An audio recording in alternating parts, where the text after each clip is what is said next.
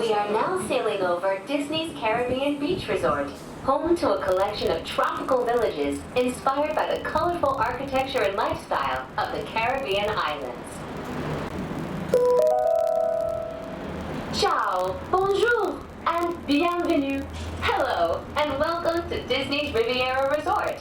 If you are traveling to Epcot, please remain on board. Welcome aboard the Disney Skyliner at Disney's Riviera Resort. If you're just joining us, we are on our way to Epcot. Ladies and gentlemen, we invite you to sit back, relax, and enjoy the most magical flight on Earth. We are now traveling along Buena Vista Drive.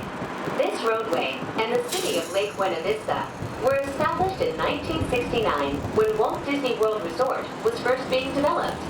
They are both named after Buena Vista Street in Burbank, California, where the Walt Disney Company headquarters are still located today.